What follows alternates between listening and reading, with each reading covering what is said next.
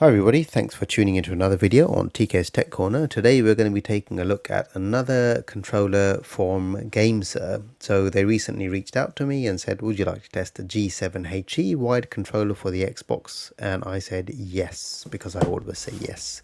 Why wouldn't I want to test out these awesome controllers? So this one here is not a wireless controller, it's a wired controller. Why wired, you may ask, in the day where everything is wireless? There's a good reason for it, because you don't need to worry about batteries.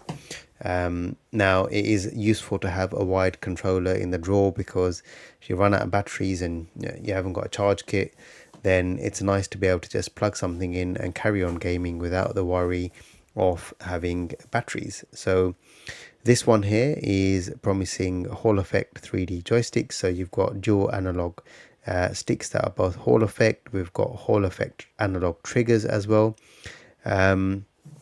Clicky and ultra responsive tactile face buttons. We're going to test them all out. And we've also got two mappable back buttons here as well. And all in a really nice small package. So you know the score with Gamesir, when they're sending me a controller, it's always going to be a good quality, well-built controller. They're one of the big boys in the market here now for third-party controllers. They're not messing around. Whenever they send a product, it's awesome. I can just sit and just on that note, look at that. As I said, whenever they send a product, it's awesome.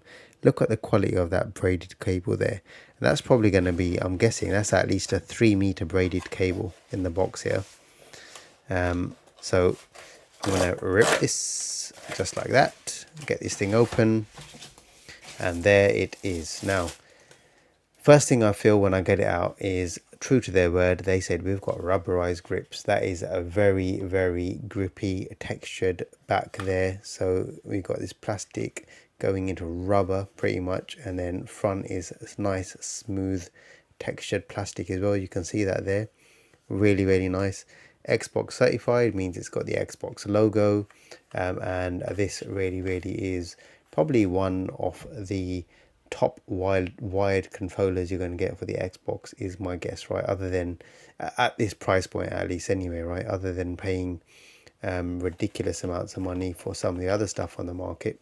So we're just going to work our way through it, but before I do, I'm just going to get out the cable. A look at that USB A to C cable. The quality of that cable, 3 meters, should be long enough for most setups. We'll put that aside. And then we've got some paperwork there and some stickers, which you typically see in all Gamesir controllers, and nothing else in the box. So we're going to get that aside, and I'm going to get that aside as well. What are we going to test this on? We are going to test it on, maybe we'll test it out on the Steam Deck. Yeah, that's what we'll test it on, because I haven't got the Xbox here. Xbox is downstairs, but the Steam Deck will be a really, really good device to test this out on and just see how it functions. Might even test it on Android in wide mode, just to show that this is probably going to be a versatile controller. But let's just walk around it first. So first things first, analog sticks, both very, very smooth, as you'd expect. Super, super smooth glide rings there. I'm really sorry, I have no idea why the camera's not focusing properly. Super smooth glide rings. Interesting prints on the D-pad. So we've got plus, minus, we've got a joypad logo there, and we've got a, I don't know what that is there, person logo there. Interesting to see what that's for.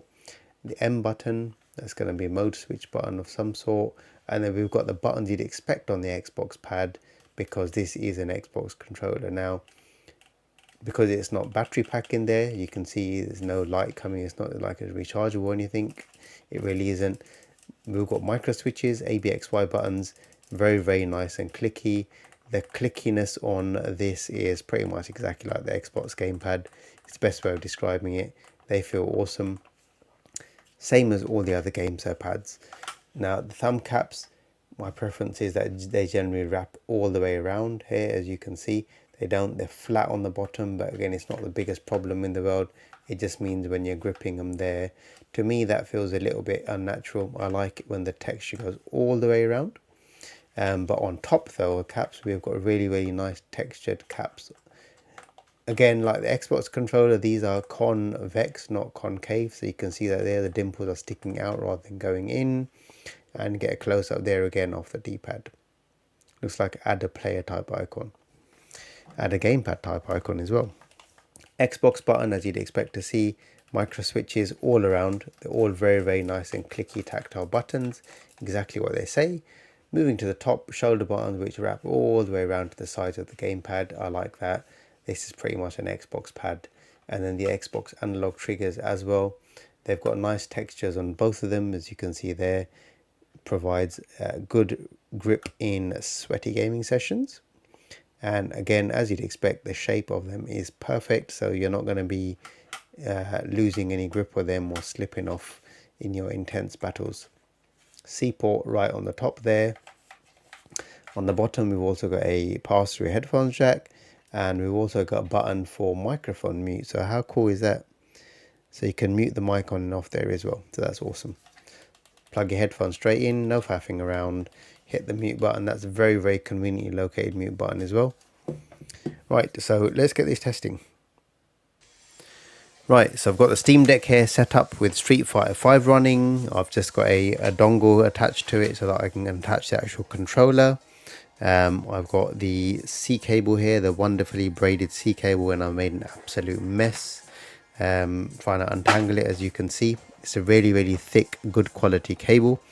It's plugged in on the deck and it's working absolutely fine, as you'd expect. So we'll just have a quick game, see how it feels. Let's go to Street Fighter 5. Can't see that at all, it's too small. Start game is all I need to see. Again, exactly like an Xbox controller. So the way these things work here is these are actually for mute and volume control for when you've got the headset connected. You can use the mode button to toggle those, and also the back buttons on the back that are programmable as well. Who am I going to be? I'm looking for Ken, who I normally am. Right. I'll make it sound like I'm actually good with Ken. Not really good with anyone. Just average.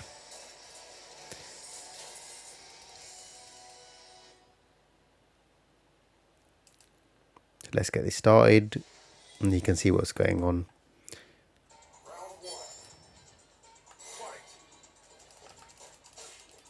Very responsive buttons. They're clicky. They're not too clicky. They're not too loud, which can get annoying as well. D-pad is awesome. When I play Street Fighter, I always play on the D-pad.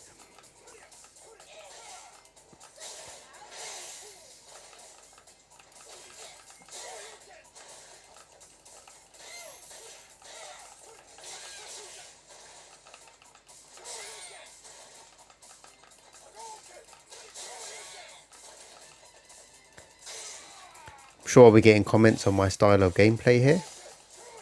Bring it on. All welcome. All good fun. Right. Works absolutely fine, as you can see. There's no light on that Xbox button, by the way. You can see that it's even working fine in the menus. If you want to use this for Xbox, you want to use it for your Steam Deck, absolutely no problem whatsoever there. It works absolutely fine, as you can see. And what I'll do as soon as I finish this, I'm just going to give it a quick test on Android as well, just to see if it can be used on Android devices. It probably should work because the Xbox controller works when it's connected. So I don't see why it won't work, but it's good to just quick test so you can show the diversity of a wired controller, not having to worry about is it charged, have I got enough batteries, etc. As I said, right, sometimes to have a wired controller in the drawer is worthwhile. The buttons on the back feel very nice as well. What I noticed while I was playing was there was no accidental pressing on these buttons at the back whatsoever. They can be programmed to some of the face buttons, so program them as you please, I suppose. So one of the things that's definitely worth looking at with this controller is the app. So this here is just running on Windows. Now, this controller is obviously designed to be very heavily customizable. It's more like a pro grade, medium, I guess, range type, it fits a medium budget, but it has got some pro features. And one of the main things here is customization is key and king for this controller. So when you install an app like this in Windows, there's also an equivalent app in Android, but I think the Windows one is going to be more fully featured and probably the most easy to work with. Is you can create some profiles. So once the controller is connected, it's going to come up here on the app. Click on profiles and you can save 3 different profiles. That's nice. You don't have to keep on remembering your settings. You've got 3 different games maybe, or 3 different styles that you like the controller to function in. You're going to save those in these different configurations, and then you can also switch back to default, so you don't have to have one of the profiles wasted on default config. Now, what you want to do then with something like this is you want to start configuring it and setting it up. Yeah, so let's just have a look at the different things you can configure. So the first thing is button mappings. Now you can literally map any button to any other button on this controller. Now, for example, have a look at this. Literally anything, including not just the back buttons, but you can program any button to your liking at all. Look at this. So I'm just going around doing random mappings, and if I save this, this is how these are actually going to work. So, you know, you're not limited to what you can do with this thing. You can change absolutely every single button. Now, obviously, I'm going to reset that to defaults because that's not going to be used to anybody in the world, that configuration. But just wanted to give you the idea of the level of customization here, right? Immediately on the first screen, you can literally start messing around with any button and map it to anything else you want. If we look at the analog sticks here now, the stick configuration, now this is incredible. Look at this. So you can see the accuracy within which I can move around, right? It's very, very precise. You can move the stick range here as well. So for example, as I'm doing that, you can see this little red circle here. It's showing you where the actual stick is active. Now, if you really want really rapid movements and you don't want to have to move the stick along its full length or for the full axis to get your movement, you want movements to be a lot quicker and snappier, you can really narrowly reduce the range within which the controller will respond. Now if I'm moving the actual left slider in, what I'm doing there is I'm basically I'm setting a dead zone, so I'm setting a larger and larger dead zone from the initial area, which means initially the stick won't react in these areas, and then when it gets into this perimeter here, it will respond very quickly. Or then you can set it absolutely wide and use a full range of the analog stick's axes to get a more varied response along the whole analog movement. You can enable raw mode. The idea of raw mode here is that it allows you to use the full extent of the D-pad without having any dead zones on the outer perimeter whatsoever. Now it does say that it offers higher precision and speed in some games. It may be that it's not beneficial in all games, but again, it's something that you might want to try out and see how it functions. So there is an option for raw, for left and right sticks, and again, independently setting the dead zones and responsive areas for each analog stick there. And again, the right analog stick, you can also turn that into a raw mode as well. There's also an option here to swap the left stick and D-pad around, which is interesting. And then there's also the option to, what am I doing here? There to basically change the diagonal lock on the D-pad. So this is when you're pushing like up and right or down and left, for example. You can change that setting as well. Let's just reset that to default as well. And let's go to the actual triggers. Now this is really cool. So independently, you can set hair trigger mode for each trigger. Now what this means is by default, when I'm actually pressing the trigger, you can see this is complete default settings, right? You can see gradually the slider goes from 0 to 255 right there. Right, and they're the different pressure sensitivities or grades that it's responding to, and the movement along the analog axis, right? Now, if I put into hair mode, as soon as I touch the trigger, it fires. You see that? Now the left one is going from 0 to 255, it's engaging extremely quickly. The right one is still doing the standard thing. Now if I put this into hair mode as well, you can see that firing rapidly as well. Now why is this important? Now in a driving game, you'd probably want this to be the right analog stick at least, yeah, to be accelerating gradually, for example, like this. So you're accelerating in a driving game, you want to be in control of your acceleration, much like when you're pressing the pedal, the gas pedal on your steering wheels, right, or in your real car, for example. The left trigger, maybe you want your brake to be sharp, handbrake, for example, right, you want to respond immediately. So you can do that.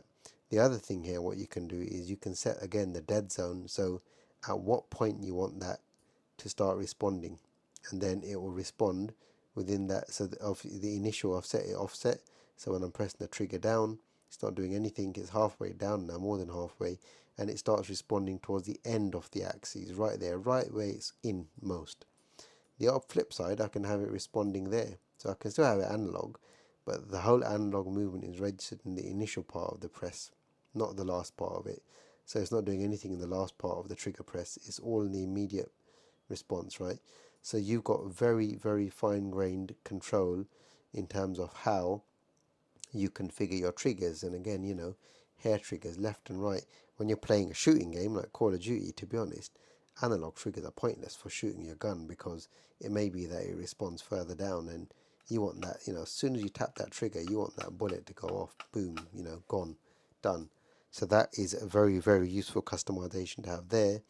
And the last one is a vibration setting. So another really, really important thing to note with this controller is that it has 4 vibration motors in there. So, well, actually 6 maybe. It's got dual vibration motors on the bottom, and it's actually got vibrations in the left and right triggers as well. Now they feel really nice. I'm going to try and get you to hear the sound of this through the microphone, but just to show you what. So if I turn these triggers on, right, just to give you an idea, listen to this. That's the trigger. Yeah. Now if I put it on 5, listen to how loud this is. You can, no doubt you can hear that. That is how loud and how heavy that trigger is, the vibrating, just the trigger is. And then we've got the triggers which are a bit more, or the vibration motors that are a bit more graceful in the actual grips. So here, these ones, and then you've got exactly the same thing on the right hand side as well. And the beauty is you can configure every single motor completely independently to your liking, right? So it may be that with the right one you want that really, really harsh vibration, maybe with the hair trigger mode on as well, right? We want it like this. So as soon as we tap it, it's in 5. See that there? Now the beauty of the if you've not got the triggers in like a hair mode, is the vibration is also analog. So as I'm gradually pressing the motor, it gets stronger. Listen to this. Listen to this.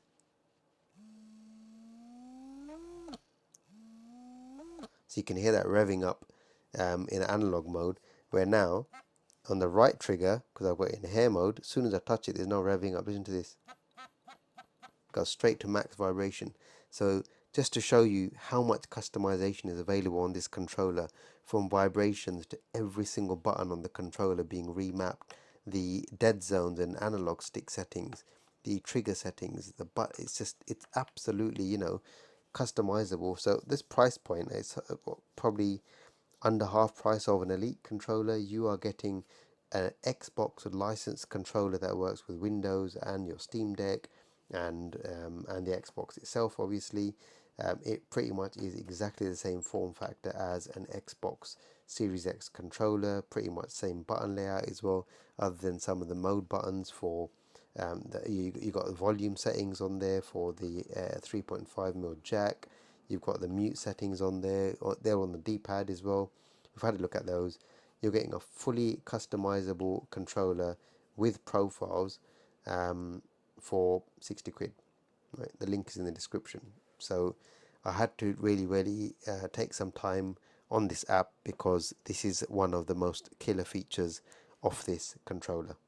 So the faceplates of this controller are actually interchangeable. Now, how you say? So if you can see there's like a little place to get your finger in, as with some of the other controllers, their G8 as well, all magnetically held together. You didn't expect that, did you? Look at that. So you can buy customized faceplates. You could even take that off and customize it yourself if you really wanted to start coloring it in or whatever.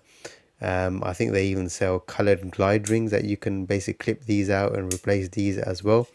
So this controller is fully customizable, and you can see that there the glide ring does start pushing out as I fiddle with it. So probably don't want to break it, but yes, you can see that it starts lifting out. I think you can actually buy colored glide rings, and there you go. Look at that. So fully customizable controller with programmable back buttons, wired, no faffing with batteries. You've got the mute button there as well, 3.5mm headphone jack for mic and audio, and then you've also got now an interchangeable faceplate which just snaps right back on. You saw how cool that looked. Gamesir G7HE, if you're interested, there will be a link to this in the description below. If you've got any questions about this awesome controller, please ask them in the comment section below.